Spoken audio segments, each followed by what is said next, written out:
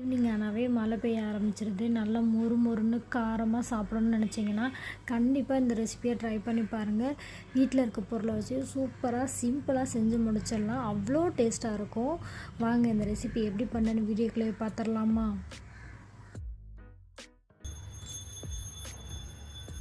ஒரு கப் அளவுக்கு ரவை ஆட் பண்ணிக்கிறேன். நீங்கள் வறுத்த ரவை, வறுக்காத ரவை எதுனாலும் நீங்கள் ஆட் பண்ணிக்கலாம். தேவையான அளவு உப்பு ஆட் பண்ணிக்கோங்க. கொஞ்சமாக ஆயில் விட்டுக்கிறேன். ஒரு ஸ்பூன் அளவுக்கு மட்டும் விட்டுக்கோங்க.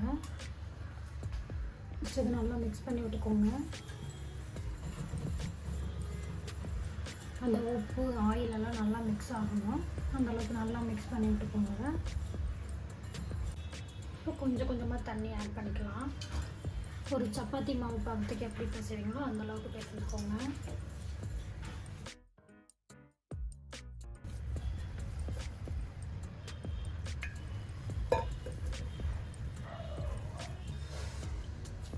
இந்த அளவுக்கு நல்லா பிசைஞ்சு வச்சுக்கோங்க.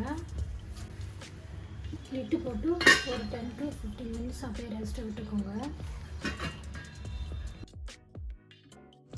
10 to 15 மினிட்ஸ் ஆயிடுச்சு.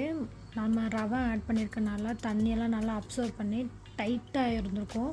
நல்லா கையாலே இந்த மாதிரி நல்லா ப்ரெஷ் பண்ணி விட்டுக்கோங்க. இந்த மாதிரி கொடுக்கறனால வந்துட்டு கொஞ்சம் சாஃப்ட் ஆகும் மாவு. உங்களுக்கு ரோல் பண்ண கொஞ்சம் ஈஸியாக இருக்கும்.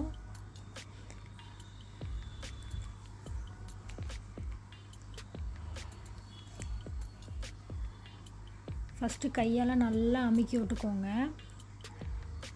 அதுக்கப்புறம் நம்ம சப்பாத்தி கட்டையை வச்சு தேய்ச்சிக்கலாம். இதுக்கு தேவையான பொருட்கள் வந்து டிஸ்கிரிப்ஷனில் கொடுத்துருக்கேன், செக் பண்ணி பார்த்துக்கோங்க. ஃபஸ்ட்டு இந்த மாதிரி அழுத்தம் கொடுத்துட்டு அதுக்கப்புறம் வந்துட்டு ரோல் பண்ணிக்கோங்க. நீங்கள் எந்த ஷேப் வேணாலும் நீங்கள் யூஸ் பண்ணிக்கலாம். கட் பண்ணி உங்களுக்கு எந்த மாதிரி வேணும்னாலும் அந்த மாதிரி நீங்கள் ஷேப் பண்ணிக்கலாம். இப்போ இந்த மாதிரி தேய்ச்சிட்டு நான் ஓரங்களை மட்டும் கட் பண்ணிக்கிறேன். இல்லாட்டி நீங்கள் மாவு வந்துட்டு 2ஆக டிவைட் பண்ணிக்கோங்க. டிவைட் பண்ணிவிட்டு அதுக்கப்புறம் கூட நீங்கள் தேய்ச்சி எடுத்துக்கோங்க. உங்களுக்கு ஈஸியாக இருக்கும்.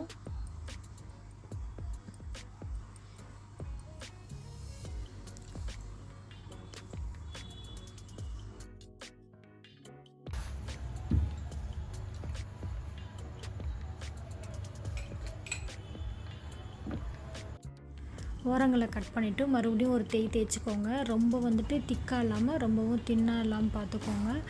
லைன் போட்டுக்கோங்க. உங்களுக்கு எந்த ஷேப் வேணாலும் நீங்கள் கட் பண்ணி நீங்கள் பொரிச்சு எடுத்துக்கலாம். நான் வந்துட்டு இன்றைக்கி ஒரு ஸ்கொயர் ஷேப்பில் தான் கட் பண்ணிக்கிறேன். இந்த மாதிரி கட் பண்ணி தனியாக எடுத்து வச்சுக்கோங்க. இந்த மாதிரி எல்லாத்தையும் தேய்ச்சி கட் பண்ணி ரெடியாக வச்சுக்கோங்க. நான் ஆயில் ஆல்ரெடி சூடு பண்ணிட்டேன். நல்லாவே ஹீட்டாக இருக்குது. இந்த மாதிரி ஆட் பண்ணிடலாம். ஒன்று ஒன்றா போட்டுக்கோங்க.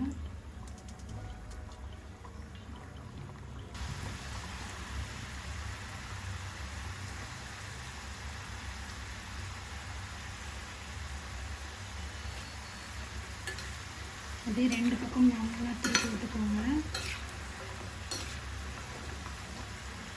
பாருங்கள் எந்த அளவுக்கு உப்பி வருதுங்க. இது கொஞ்சம் கலர் சேஞ்ச் ஆகட்டும். அந்த கலர் சேஞ்ச் ஆகிடுச்சு பாருங்கள். நல்லா குக் ஆகிடுச்சு. இப்போ நம்ம வெளியே எடுத்துடலாம்.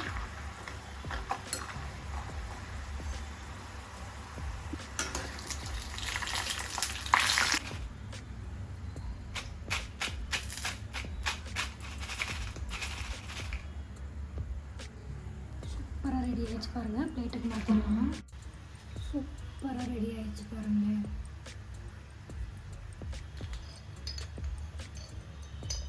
ஒரு 1/2 ஸ்பூன் அளவுக்கு சாட் மசாலா, 1 ஸ்பூன் அளவுக்கு மிளகாத்தூள் ஆட் பண்ணிக்கிறேன்.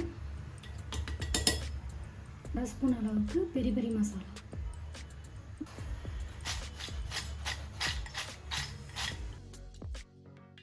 அவ்வளோதான், நம்மளோட ஈவினிங் ஸ்நாக்ஸ் ரெடி ஆயிடுச்சு. இது அவ்வளோ டேஸ்ட்டாக இருக்கும். நம்ம பெரி பெரி மசாலா, சாட் மசாலாலாம் போட்டுக்கனால டேஸ்ட் அட்டகாசமாக இருக்கும். வீட்டில் குழந்தைங்க சிப்ஸு கேட்பாங்க. அவங்களுக்கு கேட்குறவங்களுக்கு இந்த ஸ்நாக்ஸ் எடுத்து கொடுங்க. இந்த ஸ்நாக்ஸ் கொடுத்துட்டிங்கன்னா அவங்க கண்டிப்பாக அந்த சிப்ஸே கேட்க மாட்டாங்க. அந்த அளவுக்கு டேஸ்ட்டாக இருக்கும். கண்டிப்பாக ட்ரை பண்ணி பார்த்துட்டு எப்படி இருக்குன்னு கமெண்ட் பண்ணுங்கள். இந்த வீடியோ உங்களுக்கு பிடிச்சிருக்குன்னு நினைக்கிறேன். பிடிச்சிருந்தா லைக் பண்ணுங்கள், ஷேர் பண்ணுங்கள், கமெண்ட் பண்ணுங்கள். சப்ஸ்கிரைப் பண்ணாதவங்க சப்ஸ்கிரைப் பண்ணி வச்சுக்கோங்க. நெக்ஸ்ட் சந்திக்கலாம். பாய். தேங்க்யூ.